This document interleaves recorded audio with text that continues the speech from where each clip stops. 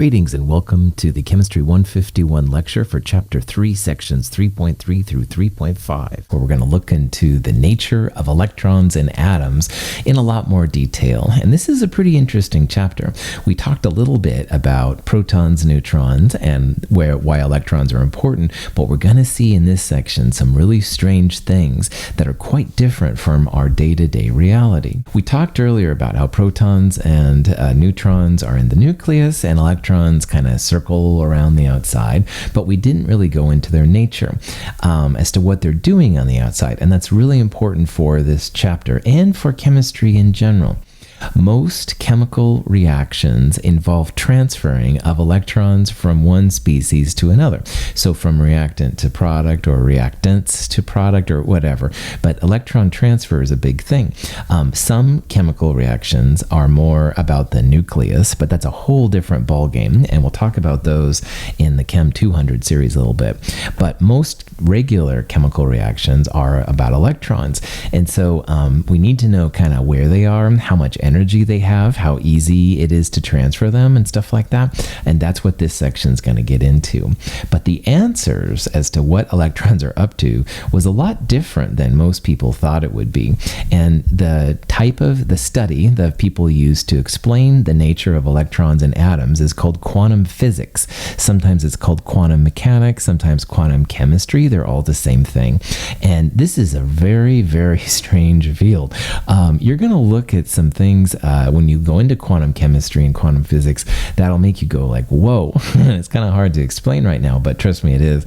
The little picture in the lower right corner is about a guy named Max Planck, and he was one of the big people that moved quantum physics along pretty well. And you can see before and after this, after learning about it. And anyway, it's very cool. I think it'll give you a lot of things to think about, and it's a very fun chapter.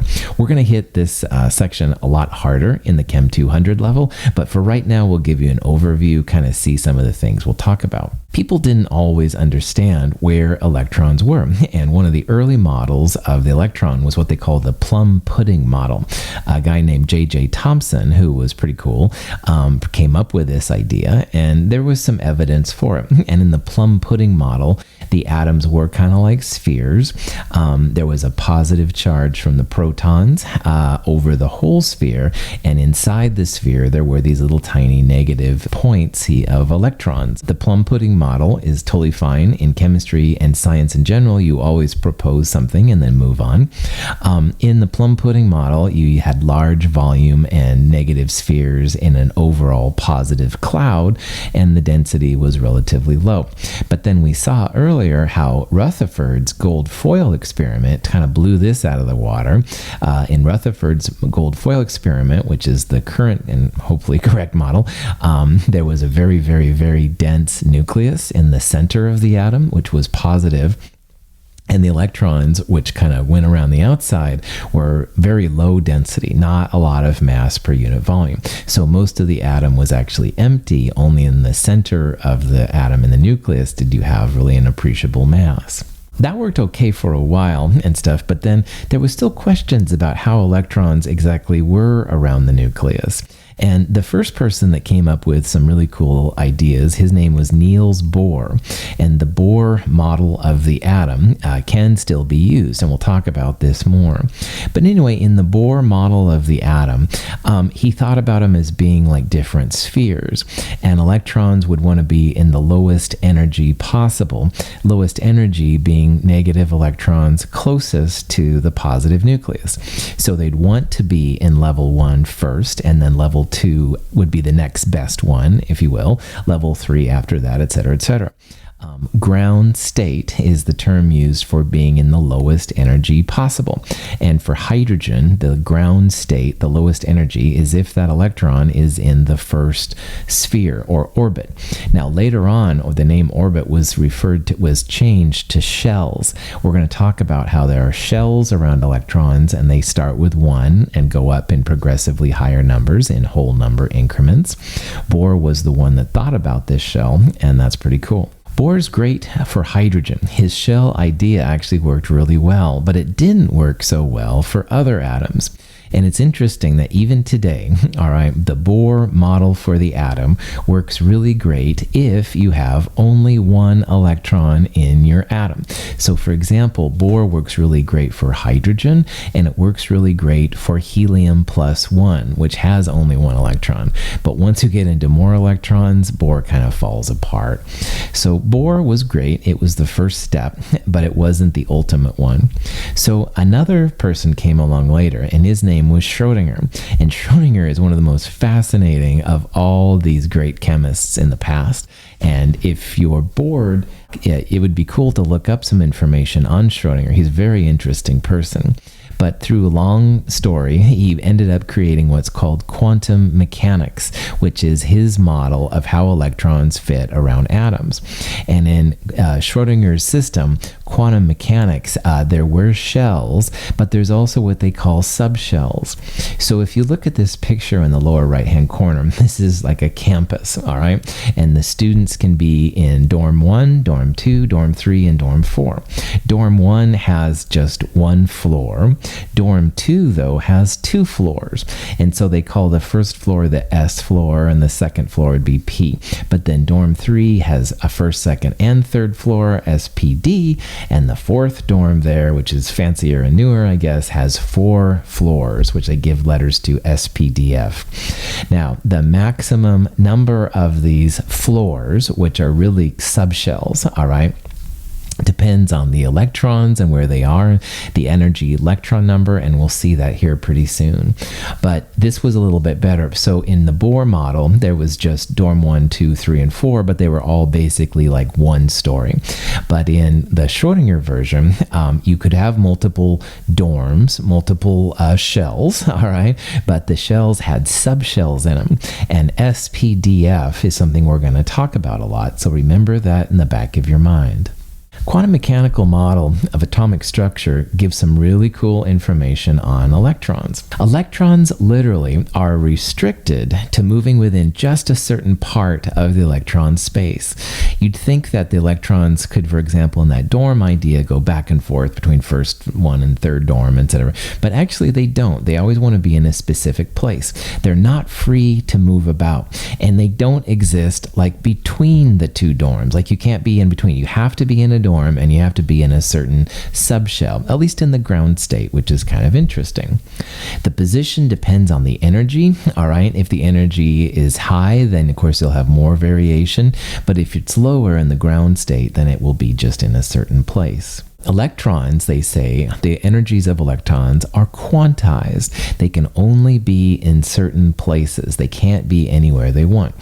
So for example, you could have an electron which was in dorm 1, but it would be harder to get to dorm 2.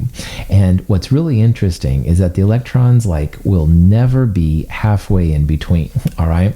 You can have at dorm 1, if you add a little energy, you can at least temporarily make it go up to dorm 2, but you're never going to be like halfway, or you're never going to be between the second and the third floor. So every time you hear about quantize, this means that there's set energies that they have to restrict themselves to. The electrons in an atom are grouped into shells, and the numbers of the dorms are like the shell. So this one is 1, 2, 3, 4, all right?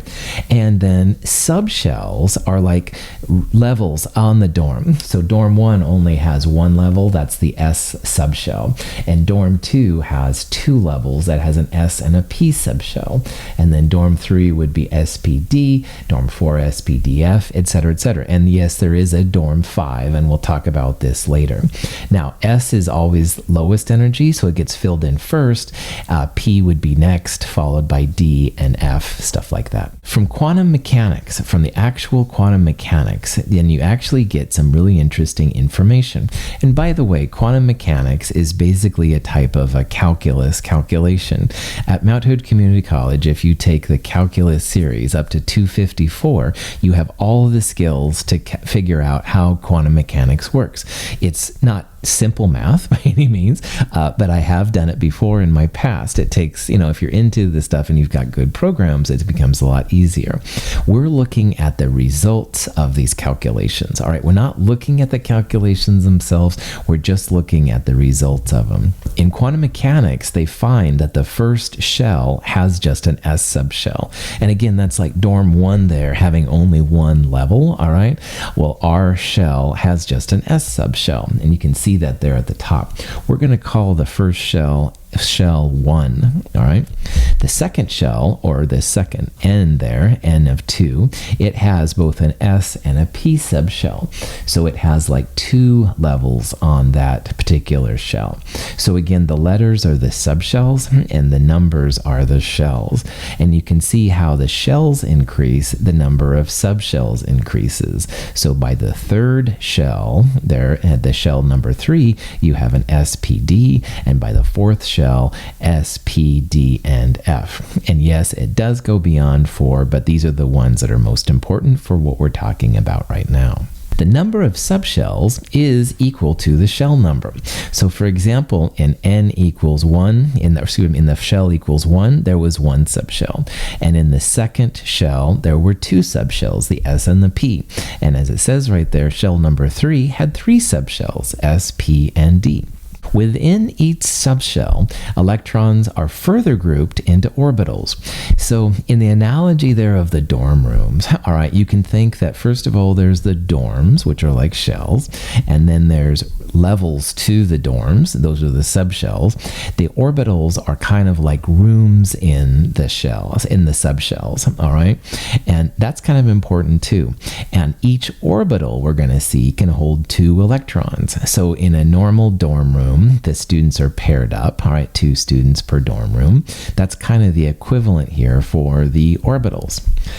So there's different number of orbitals within the various subshells. So again, if you want to use the real world analogy, we would say there are different number of rooms between the different levels, subshells, of the dorm room's shells. So here's our thing once again. So the first shell has only 1 subshell, the S, and there's only 1 room. So that's a single room. So the first dorm room has just 1 level and 1 room, or the first shell has just an S subshell with 1 orbital. Now, the second dorm room is a little bit fancier. It has 2 levels. It's got, or 2 subshells. It has an S and a P subshell. And the S still holds just 1 room, or 1 orbital, but the P holds 3 rooms, or 3 orbitals. So you can imagine the P is a little bit fancier. And then going on to the next one, you can see how it goes SPD.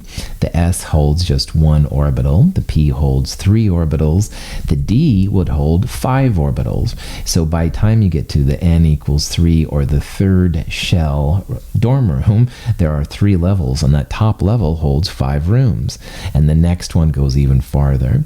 Now, let's take a break for just a second. There's a lot of patterns in quantum chemistry, and you're probably seeing them here. So the shell is increasing in whole numbers, 1, 2, 3, 4, 5, etc. The number of subshells is equal to the shell number.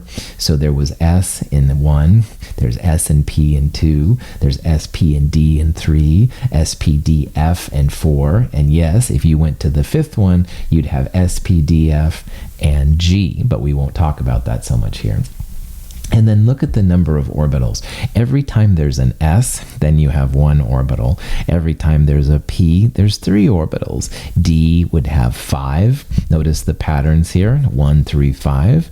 F, the next one, would have 7. And even though I said I wasn't going to mention again, the G would have 9.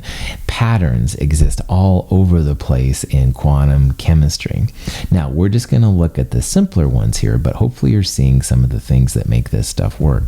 Orbitals, the rooms in the subshells, and the subshells are in the shells. The orbitals actually have different shapes, and this will be important sometimes for when you have electrons coming together. You have to have the right shapes kind of interacting. The first one is the S, and if you remember back from the picture we saw of the dorm rooms, the S level was the first one, or the subshell. And that one is very simple. It only holds 2 electrons. S basically looks like a sphere. They're spherical, all right? And that's where the S comes from, spherical. And so in a spherical S subshell, that's where the electrons hang out. And again, in each one of those little pictures, you can have 2 electrons hanging out there. It's kind of like a dorm room. So if you're curious what the first dorm room looks like, if you will, that would be one of these s orbitals. That sphere holds 2 electrons, which is kind of cool. Now, the ones on the right are called p subshells. So again, A is basically like a s orbital. These ones over here are p orbitals. And there are 3 orbitals in the p subshell, and that's what they quote unquote look like. So again, the real world analogy here is that those are the rooms in that p subshell, that p level of the dorm. All right, and the reason why there's 3 is that you can probably see all of these somewhat figure 8 looking things, or dumbbell or infinity, whichever one of these you like.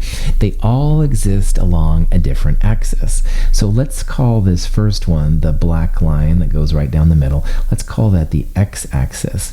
Well, in the middle one there, maybe this then would be the y-axis. So see, it's a different axis it's oriented along. And then the third one, this up and down one, that would be z.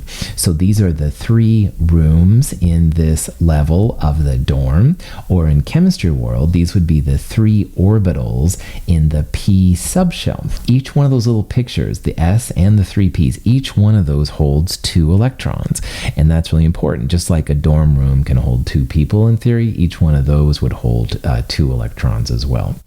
You can draw out pictures for d orbitals and f orbitals as well. They're somewhat like this, a little bit more complicated, but that's kind of the idea behind them.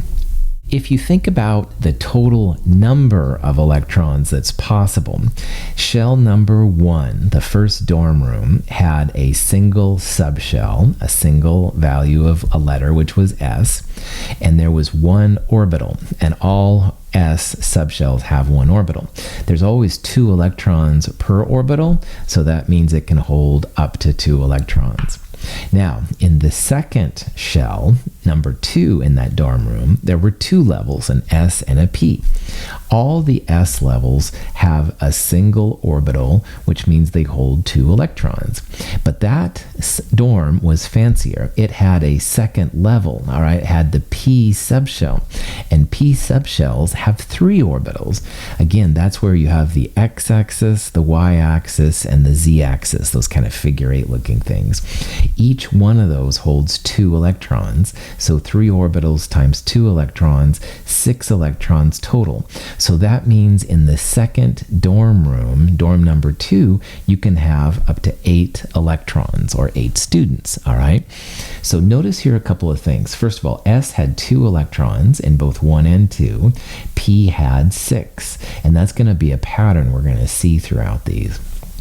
Now, remembering the patterns we talked about earlier, S's in the third dorm room, in the first level, the S subshell, 1 orbital and 2 electrons. And in the third dorm room, there was also a P level with 3 rooms, 3 orbitals, and 2 electrons per orbital, so 3 times 2, 6 electrons. But the third dorm room had a D subshell as well, an even fancier area. And Ds hold 5 orbitals. Again, notice the pattern, 1 orbital to 3 orbital to 5 orbitals, and 5 times 2, it holds 10 electrons. So the third shell, third dorm room, holds 18 students, or 18 electrons. And you can keep going. So number 4 has SPDF. The number of orbitals in each of those subshells, 1, 3, 5, 7. Again, the pattern. Electrons go from 2 to 6 to 10 to 14, holding up to 32 electrons. And again, you could do this for shell number 5, etc., etc. This leads us to the place where we can start making what's called an electron configuration. And this is the exact arrangement of electrons in the atom shells and subshells. And there's some rules to do it, and they're not real hard, but it does give chemists then a better understanding how the electrons fit around the atom.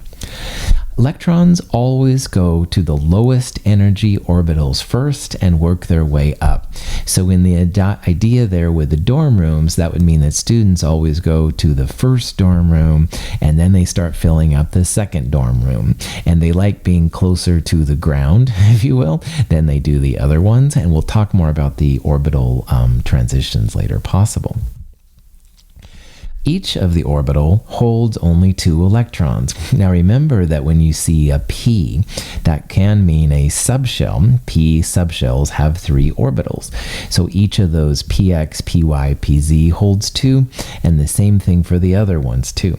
The electrons, there's only 2 of them because they have what's called opposite spin. And spin is actually how the electron is arranged around a magnet. And we're going to see you can have spin up or spin down, but you can't have like a spin up next to a spin up or a spin up or a spin down next to a spin down. If you have 2 electrons in an orbital, one is spin up and one is spin down, and that's kind of a cool thing too. If 2 or more orbitals have the same energy, then each gets 1 electron before any orbital gets 2.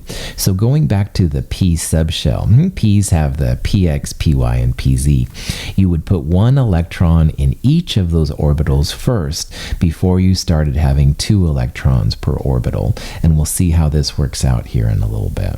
The electron filling order is an important part, and in the Bohr model of the electrons, he thought only about the shell. So if you look at those little lines on the right side there, shells go 1, 2, 3, 4, 5 in order like that. But in reality, it's a mixture of shell and subshell which determines the order.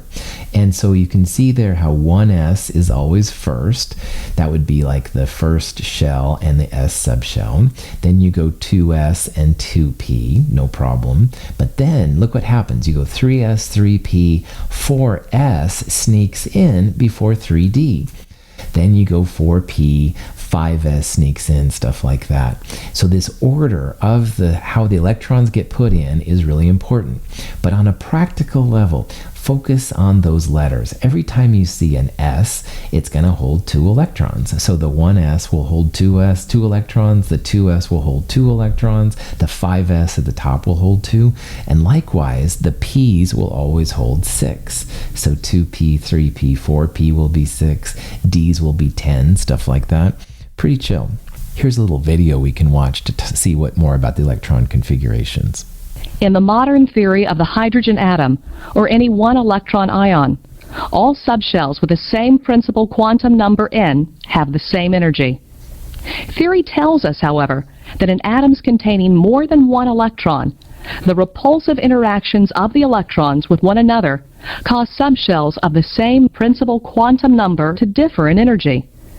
The 1 electron in the hydrogen atom, in its lowest energy, or ground state, occupies the 1s orbital. In helium atomic number 2, there are 2 electrons. Where does the second electron go?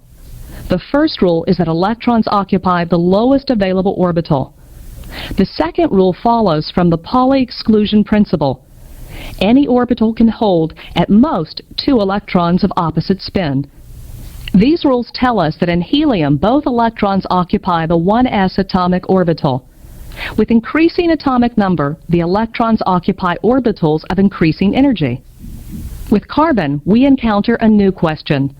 Because there are 3 degenerate 2p orbitals, that is, orbitals of equal energy, Hund's rule tells us that with 2 or more orbitals of the same energy, we should place electrons singly in each, with parallel spins until all are half full. With nitrogen, we arrive at a half-filled subshell. A half-filled subshell is associated with special stability. As we come to oxygen, having used up all the vacant 2p orbitals, we must pair electrons. With neon, we come to the end of the first row of the periodic table, and the stable octet of electrons in the outermost shell. Okay, there was a lot of information in that video, and we're going to go over it here in a little bit. But I do want to get a couple of ideas across. What you can see is those were electron configurations for some of the atoms. And the first thing you must know is how many electrons do the atoms have. And that's what you go back to the periodic table for. So for example, hydrogen is number 1. That's the atomic number, which means really number of protons. But in a neutral atom, electrons and protons will be the same. So hydrogen would have 1 electron, helium would have 2 electrons, lithium would have 3, etc., etc. The next thing that's important is that electrons always go to the lowest orbital first and work their way up. So electrons will always start at the 1s, which is the lowest, and then after that's filled, go to 2s. So for hydrogen, the 1 electron went to the 1s and it stood there. All right.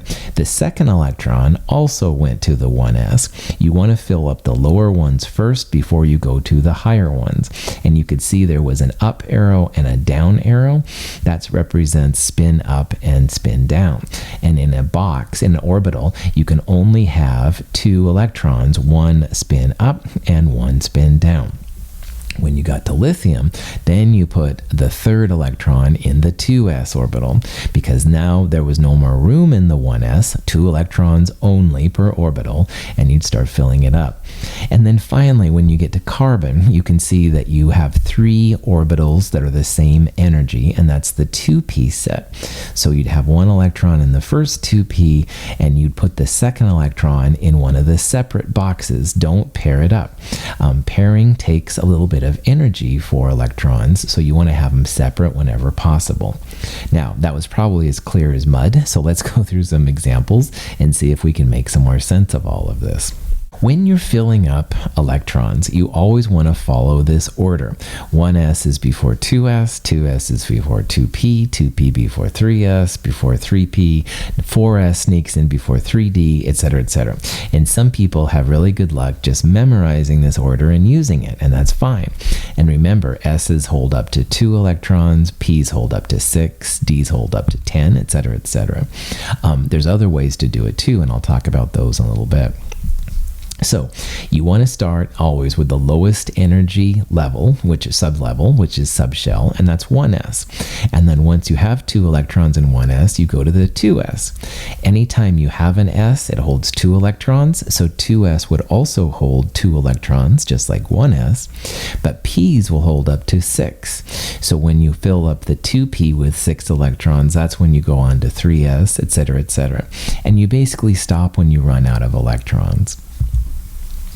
Each of the s's will hold 2 electrons, each p will hold 6, d will hold 10, f will hold 14. And yes, you can go past it, but really just going up to f is fine most of the time. All of the s subshells will hold 2 electrons. 1s, 2s, 3s, 4s, 5s, 6s. There's a bunch of them, but they're always going to hold just 2.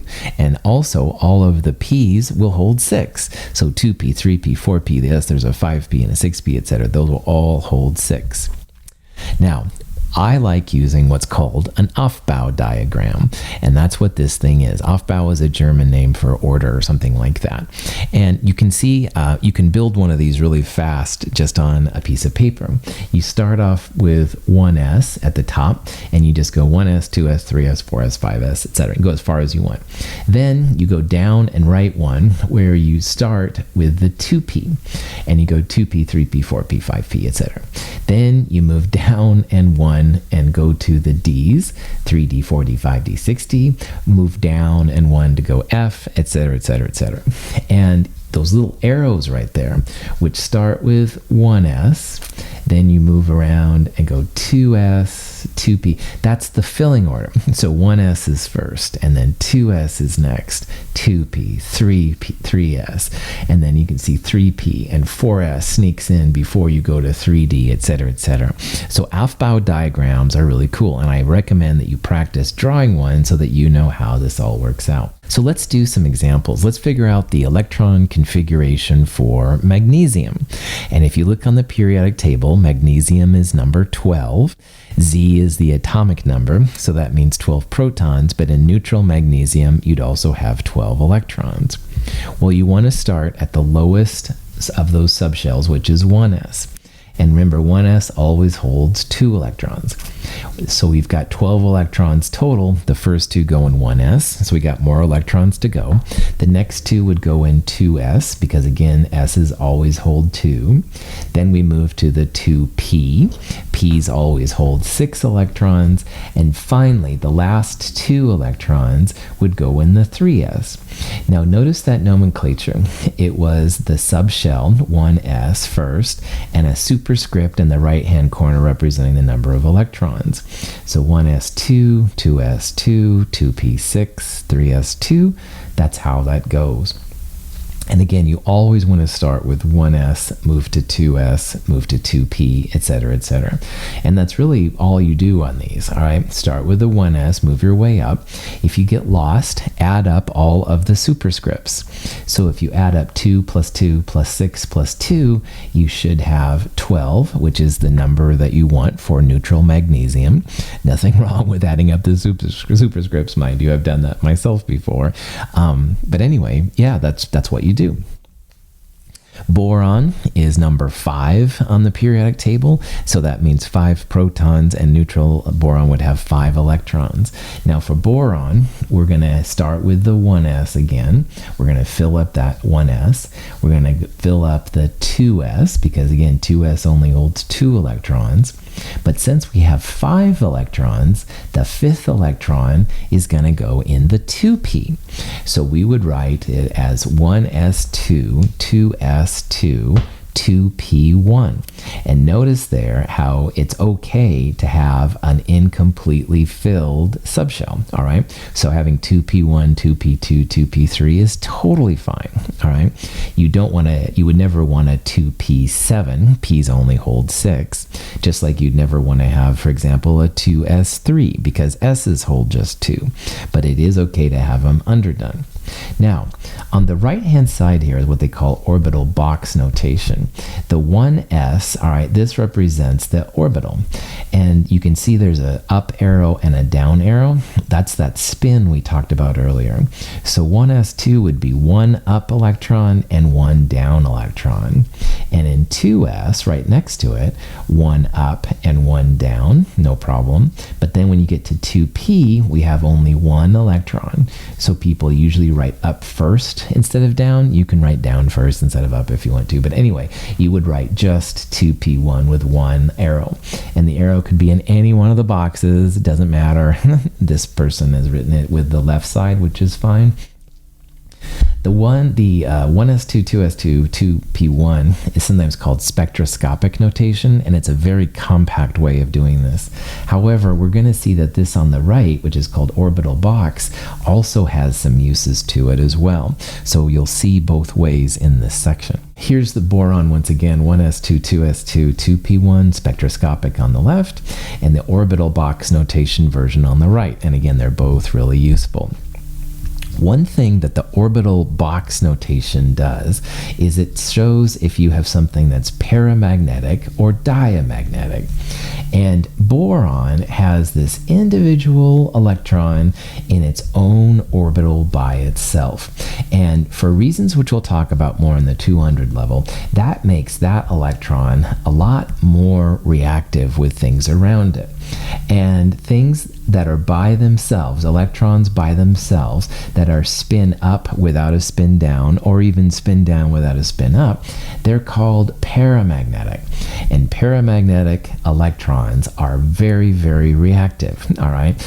They react in our bodies, they react in Mother Nature, outside, and stuff like that. They can do both good things and bad things, but it's good to know if you have one or not. So, in this example, boron is a paramagnetic atom. It has an odd electron by itself. Magnesium, we saw on the last page, would be an example of a diamagnetic atom. And it's diamagnetic because in magnesium, every up electron has a down electron. So magnesium had a 3s2 on the outside. That would be an up and a down, just like 2s2 right here. Magnesium would be diamagnetic, while boron is paramagnetic. Now remember, you've got to have one electron per orbital, all right? And that's going to be important to us coming up here soon. So we would say boron is paramagnetic because of that one electron that is up without a down or down without an up. So there's boron, again, paramagnetic because of that 2p1 part right there. Magnesium, 1s2, 2s2, 2p6, 3s2. Notice that magnesium has just as many ups as it has downs, and every one of those little boxes is filled. So magnesium is diamagnetic, and diamagnetic electrons are not very reactive compared to paramagnetic things. It's an important distinction to make. Most of the things that we deal with in our life are actually diamagnetic, but when you do run into paramagnetic things, there's lots of possibilities, shall we say. Carbon, 1s2, 2s2, 2p6. Again, carbon is number 6 on the periodic table, so the first 2 electrons go in the 1s, next 2 go in the 2s, and then the last 2 go in 2p. Now, when you're doing orbital box here, 1s2 and 2s2 aren't too surprising, but 2p2 is worth commenting on because you could have carbon with an up electron in the same room as a down electron, like they both would be in the same little line, the same orbital. But you always want to write them in individual orbitals first. So you wouldn't have an up and a down in the 2p. You could, right? You could erase this one and you have the down right there. But you don't want to do that, all right? That's bad, bad, bad. In chemistry, each electron goes in their own room. And I like to think about that as if you've ever lived with a brother or sister.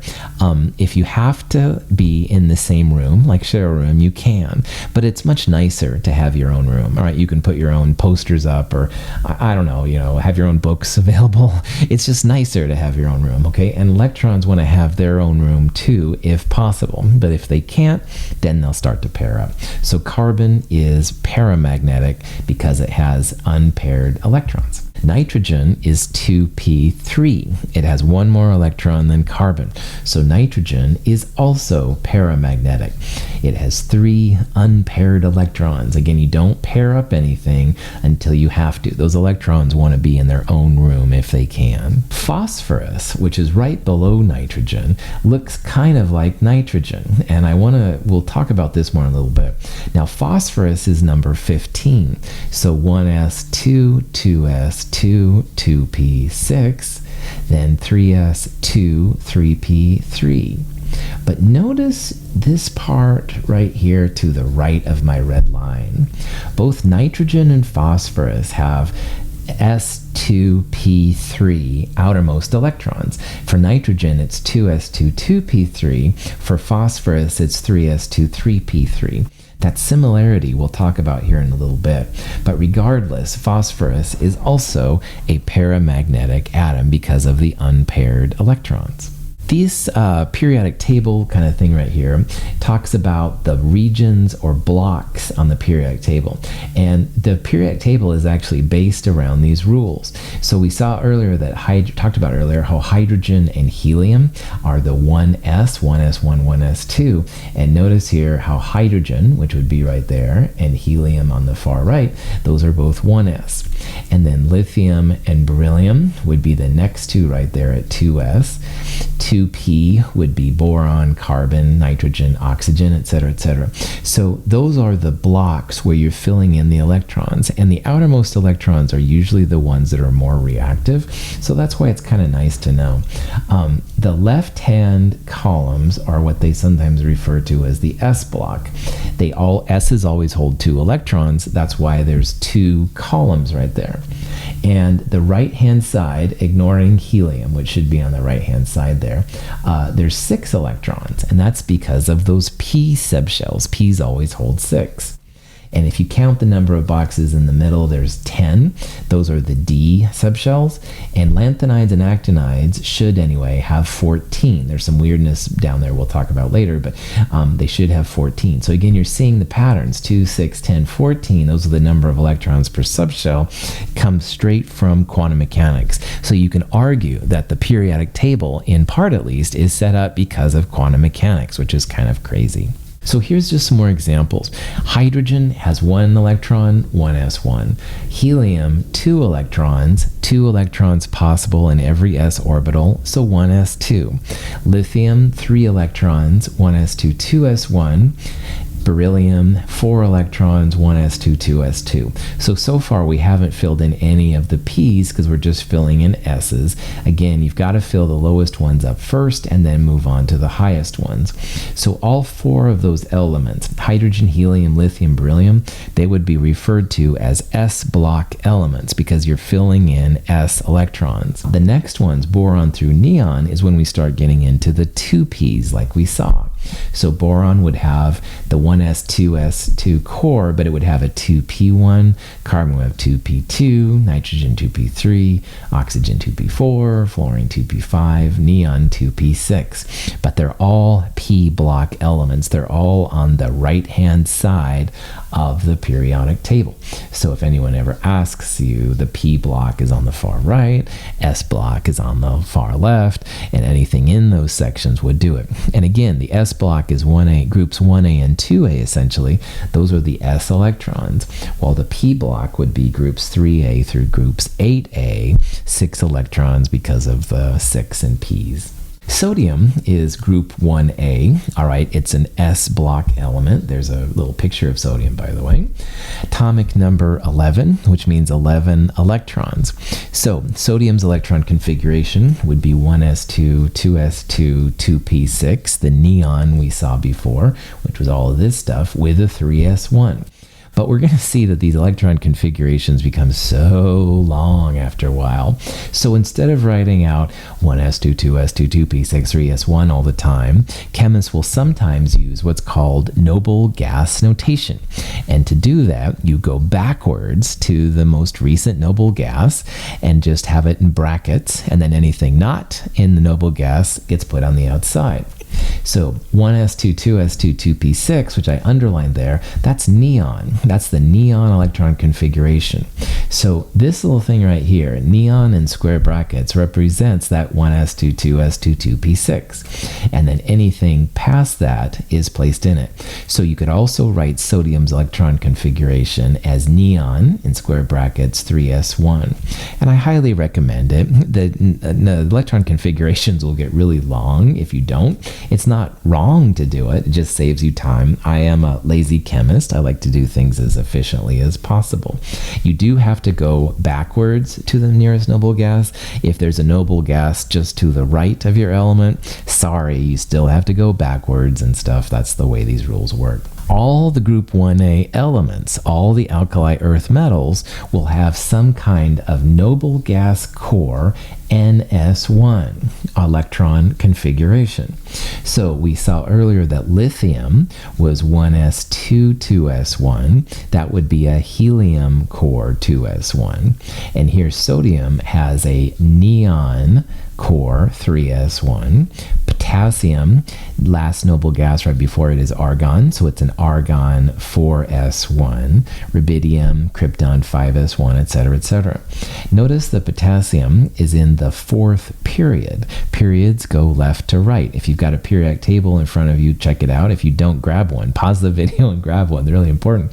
Potassium group is period 4, and that's got a 4 right there. Just like sodium is period 3, and there's a 3 right there. So cesium would be the 6th period, so the most recent noble gas, xenon, etc., etc.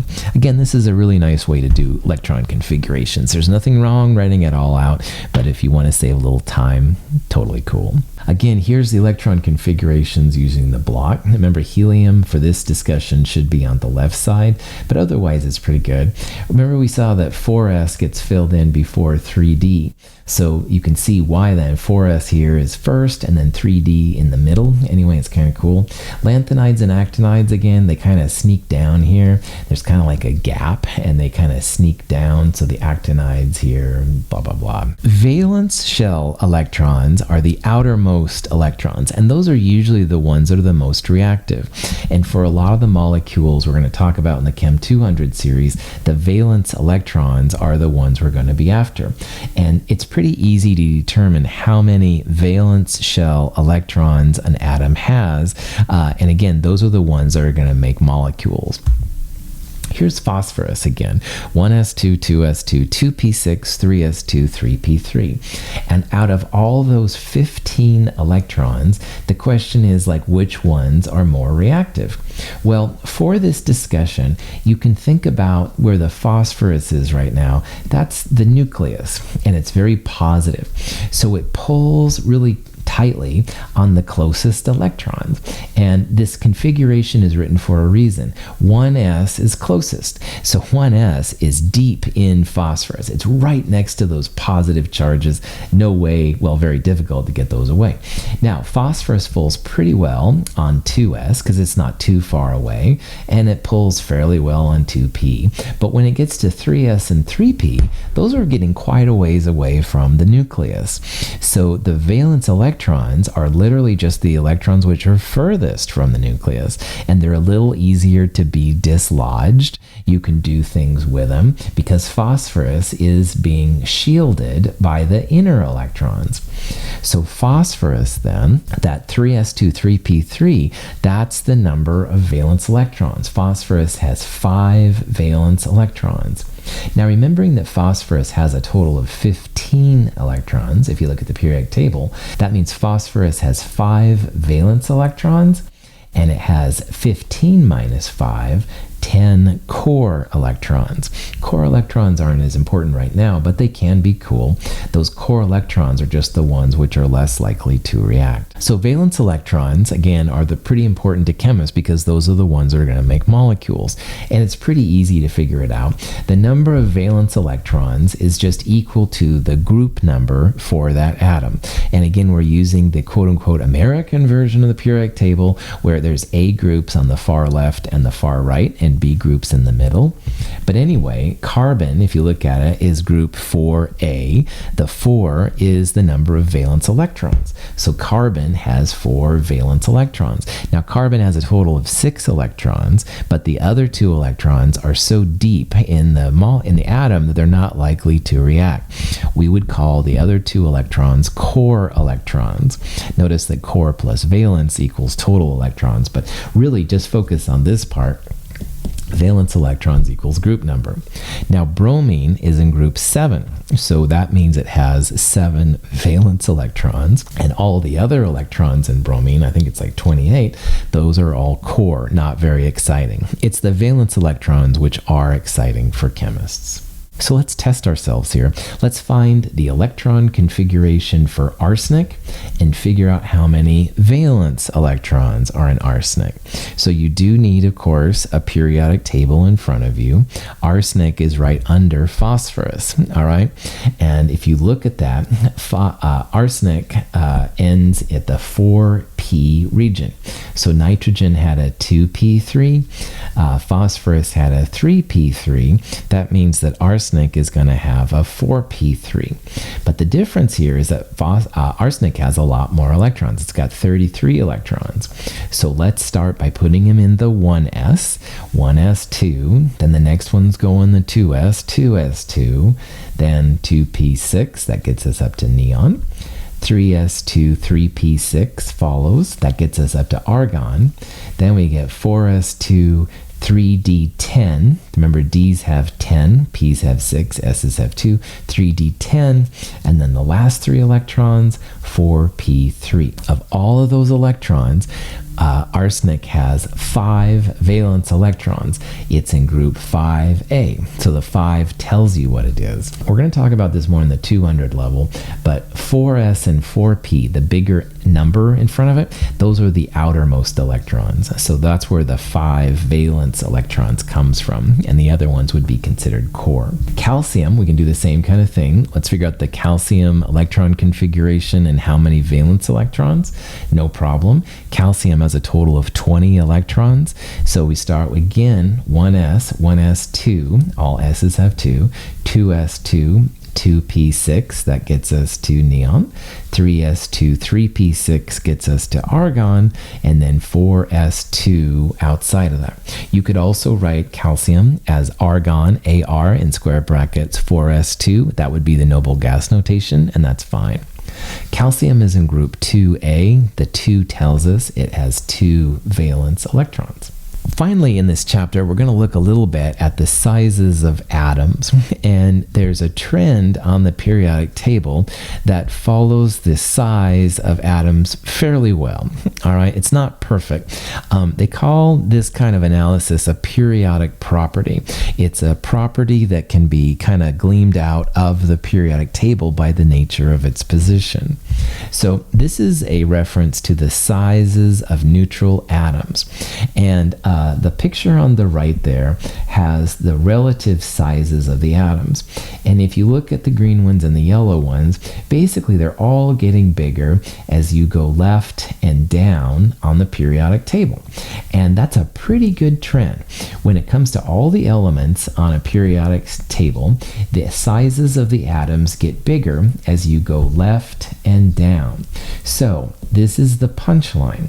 If someone asks you what the biggest atom is between two of them, you want to look for the bigger atom will be more left and down on the periodic table.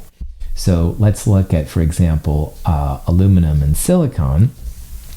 Aluminum is bigger than silicon, most likely, because it's more left on the periodic table. And if you compared, I don't know, argon to krypton, we would say that krypton is bigger because krypton is more down on the periodic table. All right? Now, I would never ask you questions where, for example, one atom is more left and one is more down. So nitrogen and sulfur would be an unfair question, in my opinion, for me to ask, because one is more left and one is more down. I would argue that down is more important than left, and you can kind of see that from the pictures of the atoms, and look smaller than sulfur. However, that's not a for sure thing, and you should be very careful. Now, do realize that these are trends, and if you look at the actual numbers, they don't always pan out. So if I remember right, like iodine is smaller than xenon, and iodine's more left. So this is kind of an overall trend. It's not perfect, but if you don't have Google on your phone or an internet connection, and someone asks you this question, you can still sound like you know what you're doing by using the idea that sizes get bigger as you go left and down on the periodic table. Atomic sizes get bigger as you go down of representative elements. This works usually pretty good. And again, the sizes getting bigger means the distance from like the outside of the atom to the nucleus.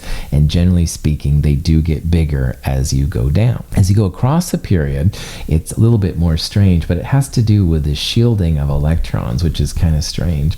And they'll talk about the different charges and stuff like that. As you go left, they get bigger. As you go down, they get bigger. We'll talk more about why this is the case in the 200 level. So here's some questions you might see. Which neutral atom is bigger, calcium or bromine? And that's a really good question. Again, to answer this, you look for the element which is more left and down on the periodic table. And calcium is certainly more left. It's a metal. Bromine is a non-metal on the right. So we would predict that calcium is the bigger one. If we were looking for the smaller one, of course, we'd look for bromine. It says which neutral atom is bigger, calcium or radium. So remember the rule, bigger ones are left and down. In this case, radium, Ra, is further down the periodic table than calcium. So we would say that radium is bigger than calcium. Calcium is smaller than radium. All right, you get the idea. And again, these are just trends. And there are other periodic trends that we'll talk about in the 200 level, but this gives you an idea of what it's all about. Okay, that's the end of chapter 3. Sections 3.3 through 3.5, an introduction to electrons and how they work around the atom. We'll look at this more in the problem set. If you have questions on this material or anything else, please reach out to me. I'm more than happy to help. Have a wonderful day.